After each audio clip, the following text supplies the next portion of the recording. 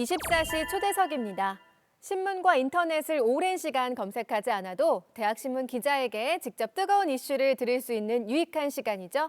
오늘 함께할 분은 서강학부 강혜림 기자입니다. 안녕하세요. 안녕하세요. 네, 시청자 여러분께도 인사 부탁드릴게요. 안녕하세요. 서강대학교 언론사 서강학부 기자 강혜림입니다. 네, 강혜림 기자가 소개해 주실 기사 보호수용법 논란, 재범 방지를 위한 대책은인데요.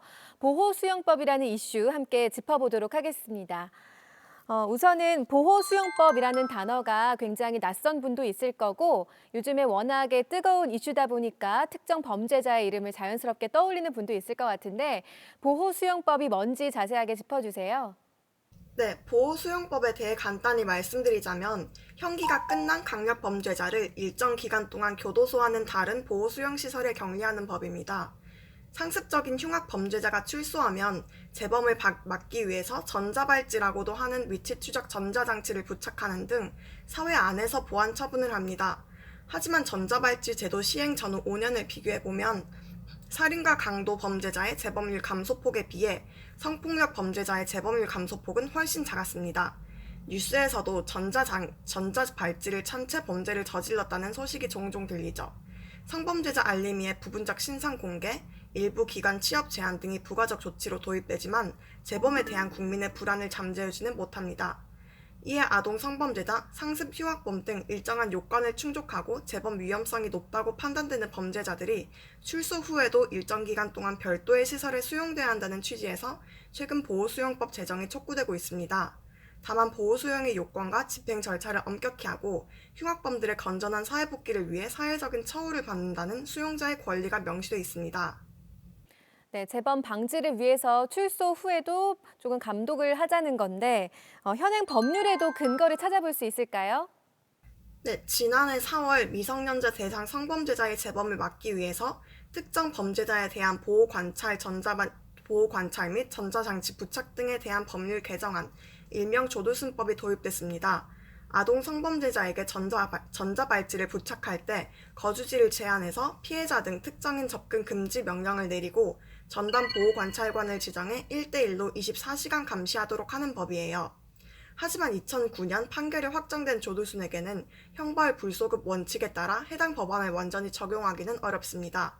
전담 인력이 부족하고 최소 6개월인 보호관찰 기간도 짧아 실효성이 떨어진다는 문제도 있고요. 네, 그럼 현행 법률로는 어렵고 지금 새로운 법안을 좀 제정해야 되는 상황인 건데 법률 전문가는 이에 대해서 어떻게 보고 있나요? 네, 질문과 관련해서 서강대학교 법학전문대학원 김지연 조교수님께서는 아직 도입하고자 하는 보호수용제의 형태와 방식 등이 결정되지 않아 찬반 결정을 하긴 이르다고 답했습니다.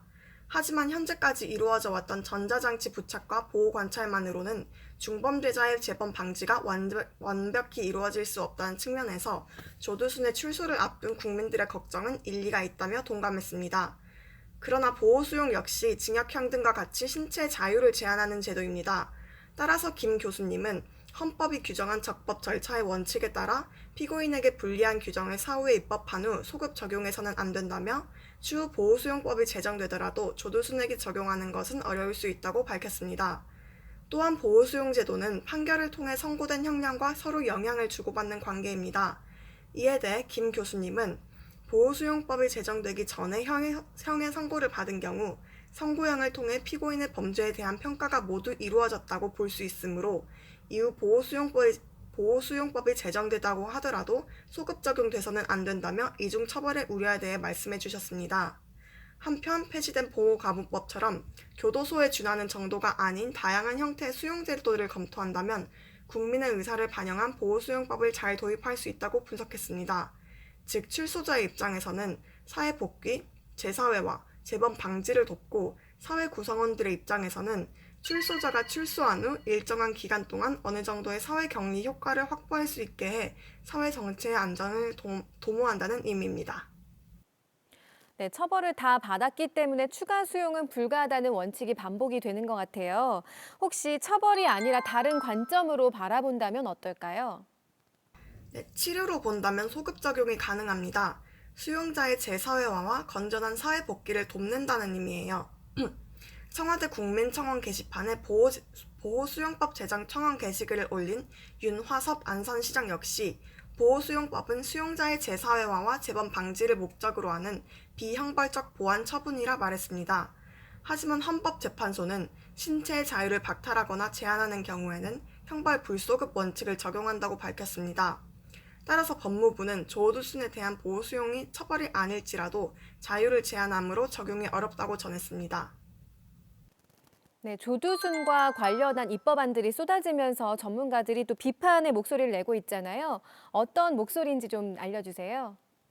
네, 조두순의 출소가 이제 임박해서야 각종 법안을 경쟁적으로 내놓는 모습에 전문가들은 정치권과 언론이 특정 범죄자 격리나 명목상 처벌 강화 등의 피상적 대책에만 집중한다고 지적하기도 합니다. 그가 감옥에 있던 12년간은 과연 안전하냐는 물음이에요. 사실 조두순 사건 이후 형법 개정을 통해 성폭력에 대한 징역과 가중처벌 상한이 각각 2배나 늘었습니다. 이처럼 처벌에 대한 정책은 강화해왔지만 사회보장위원회에 따르면 아동 성폭력 범죄 수는 2009년 1077건에서 2018년 3102명으로 끊임없이 늘어나는 추세입니다.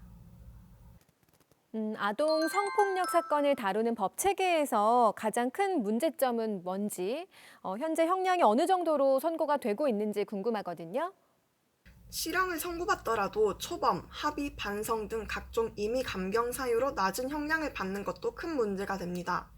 여성가족부와 한국형사정책연구원에 의하면 2017년 전체 아동 청소년 대상 성범죄 신상 등록자의 50.8%가 집행유예를 선고받기도 했습니다. 이처럼 관련 법은 그동안 개정을 거듭하고 법정형을 상향하고는 있으나 법원은 다양한 감형 사유를 들어 최소한의 형량을 선고하고 있습니다. 이에 대해 숙명여대 김용화 교수님은 아동 성폭력 관련 재판 한계의 다양한 이유 중 우선적으로 명백한 증거 제시를 요구하는 것을 꼽으셨습니다. 성폭력 범죄는 여타 다른 범죄와는 달리 은밀하고 폐쇄된 공간에서 발생합니다. 특히 아동 성폭력의 경우 위력, 위계에 의한 성폭력 범죄가 발생해요. 이러한 범죄를 입증하는데 피해 아동의 연령이나 상황 등을 고려할 때 증거는 피해 아동의 증언일 경우가 다수입니다. 그러나 피해 아동의 진술이 일관되지 않거나 또는 피해 아동 자체가 범죄를 인지하지 못하거나 그 가해자가 친족이나 지인일 경우 다양한 이유로 피해 아동의 증언은 증거력을 인정받기 어렵습니다. 그럼에도 불구하고 법원은 형사사법 절차에 따른 원칙, 즉 범죄를 입증할 명백한 증거가 없으면 불리할 때는 피고인에게 유리하게 라는 형사법의 일반 원칙을 적용하게 됩니다. 김 교수님은 이것이 가장 큰 문제라 지적했습니다. 아동 성폭력 범죄는 늘어나는데 형량은 낮게 선고가 되고 어떻게 보면 이게 보호 수용보다 더 큰 문제가 될 수 있겠는데요. 그래서 관련법을 개정하자는 목소리가 높죠. 어떤 주장인지 소개해 주시죠. 네, 대표적으로 양형 기준을 강화해 초범, 합의, 반성 등으로 이미 감경되는 것을 막아야 한다는 주장이 힘을 얻고 있어요. 처벌의 상한선보다 하한선을 적절히 설정해야 한다는 입장과 일부 성폭력 전담 판사들에 대한 재교육이 필요하다는 논의도 활성화되고 있습니다. 숙명여대 법학부 김용화 교수님은 아동 성폭력 관련 재판과 법체계 병폐에 대해 성범죄에 대한 해석에서의 성인지 감수성이나 피해자 관점에 대한 고려가 부족하다고 지적했습니다. 네, 이와 관련해서 서강대 학우들의 의견을 서강학부에 실으셨잖아요. 각각의 의견을 강 기자가 직접 소개해 주시면 좋을 것 같아요. 먼저 보호수용법을 옹호하는 입장 소개를 해주시면 좋을 텐데 입법을 위한 과정이나 여론이 어떻게 형성이 되고 있나요? 네, 흉악 범죄자의 재범을 막기 위해서 교육이나 보호 등 추가 조치를 하는 형사처분을 보완처분이라고 해요. 2003년 인권 논란과 함께 보호감호법이 폐지되며 보완처분은 사라졌습니다. 대신 정부는 보호관찰과 전자발찌를 도입해 재범을 방지하고자 했습니다. 하지만 최근 이러한 사회 내 처분이 재범을 막기에 역부족이라는 증거가 쏟아지고 있습니다.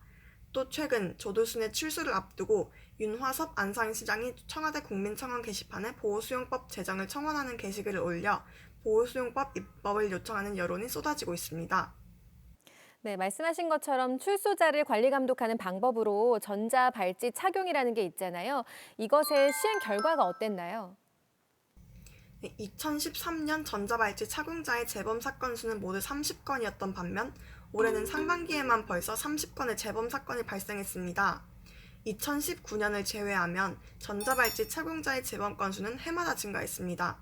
또한 법무부가 제출한 전자발찌 착용자 성폭력 재범 현황에 따르면 최근 5년간 발생한 292건의 재범 사건 중 절반 이상이 거주지 1km 이내에서 일어나기도 했고요. 범죄 건수 외 문제도 다양합니다.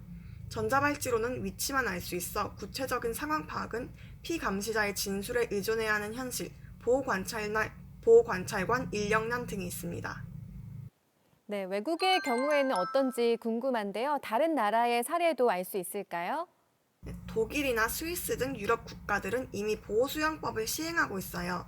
독일의 경우 재범 위험성이 높은 범죄자를 최대 10년간 보호수용에 처할 수 있으며 기간이 완료되면 재심사를 통해 연장을 명령할 수도 있습니다. 스위스의 경우에도 중범죄자가 또다시 범죄를 저지른 경우 최소 3년부터 무기한까지 보안 처분을 내릴 수 있습니다. 이런 외국 사례에 기반해 보호수용법을 지지하는 입장은 우리나라가 지나치게 범죄자 인권 보호에만 매몰되는 좁은 시야를 가졌다고 비판합니다. 이번에는 보호수용법에 대해서 우려를 나타내는 목소리 들어볼 텐데요. 이 보호수용법 자체를 반대하는 건지 아니면 그 방법에 있어서 반대를 표하는 건지 궁금해요. 네, 범죄에 대한 엄벌을 내리고 재범을 방지하자는 보호수용법의 취지는 인정하지만 입법 과정에 대한 우려와 반대 목소리를 낸 학우가 있었어요. 과정이 허울 뿐이라면 결국 보호수용법은 속빈 강정이 될 것이라 지적했습니다. 국민의 법 감정만을 피상적으로 판단해 위헌 소지가 있는 법률을 졸속으로 입법했다는 주장입니다. 현재 논의되고 있는 보호수용법이 거의 한 사람만을 겨냥하고 있다는 점도 맹점으로 지적이 되고 있는데 어떤 이유인지 좀 설명해 주실까요? 현재 보호수용법은 곧 석방될 조두순을 일단 사회에서 격리하자는 기묘한 논의를 거쳐 대두됐습니다. 국민들이 원하는 것은 조두순의 격리지 사회적 비용을 들이면서까지 그의 재사회화를 돕는 것이라 보기는 사실 힘듭니다. 법명의 보호라는 말은 이미 판결이 끝난 범죄자를 다시 이중처벌로 격리할 명분을 만드는 기만이라는 의견이 있습니다. 헌법의 일사부재리 원칙에 의하면 판결을 마친 사건은 다시 재판하지 않습니다. 게다가 이 법이 제정돼도 법률 불소급 원칙 때문에 조두순에게 적용되기는 어렵다는 점에서 실효성 역시 불투명하다는 비판을 받습니다. 형량이 가볍다는 것에는 동의를 하지만 사법 시스템의 원칙을 지켜야 한다는 입장인 것 같은데요. 그럼 어떤 식으로 해결을 해 나가자고 하는 건지 그 목소리 들려주세요. 보호수용법의 입법 논의 방식이 법 감정에만 치중해 급속으로 이루어지고 있긴 하지만 원래는 국민을 위한 법이라는 국민의 법 감정을 반영한 법이므로 사법 시스템이 이를 반영하지 못한다면 바뀌어야 한다는 주장이에요. 이 입장에 의하면 양형 기준을 올리고 엄벌이 필요할 때는 판례와 다르게 판결할 수 있어야 해요. 강력 범죄의 솜방망이 처벌이 촉발한 국민의 분노는 그렇게 해결돼야 합니다. 이 논쟁이 사법 판결에 대한 불신에서 기인한 건 사실이나 그렇다고 그것이 졸속으로 어떤 법을 제정해도 된다는 근거가 될 수는 없다고 이야기합니다. 즉 보호수용법 입법 과정에 우려를 보이는 분들 가운데선 아무리 범죄자의 사회 복귀가 끔찍하다 한들 헌법의 가치를 위반하는 법을 명분만 좋게 만들어 통과시키는 것을 주의해야 한다는 목소리가 높아집니다. 네, 아무래도 좀 국민의 정서와 불안감을 고려한 지혜로운 판단이 필요한 때가 아닐까 싶은데 오늘 어렵고 복잡한 이슈를 아주 잘 정리를 해주셨어요. 끝으로 이 이슈와 관련해서 강 기자 개인의 의견도 좀 궁금하거든요. 조두순은 끔찍한 범죄를 저지르고도 주치로 인한 심신미약으로 단 12년형을 살고 곧 나옵니다. 범죄자와 재판부, 사법체계의 합작이라 볼 수 있습니다. 이 사건에 전 국민이 분노하며 조두순 격리를 외치고 있지만 언제나 그랬듯이 범죄는 특정 개인만의 문제가 아니라고 생각합니다. 성범죄 그리고 반성하지 않는 자들의 재범률을 근본적으로 줄이려면 사법체계의 허점과 이를 야기한 사회구조적 원인을 이제는 고민해야 할 때라고 생각합니다. 감사합니다. 네, 오늘 함께 고민하고 걱정할 수 있는 문제 짚어주셔서 감사드리고요. 오늘 여기서 인사 나누도록 하겠습니다. 잘 들었습니다. 감사합니다. 네, 오늘 준비한 24시 초대석은 여기까지입니다. 서강학보 강혜림 기자와 함께했습니다.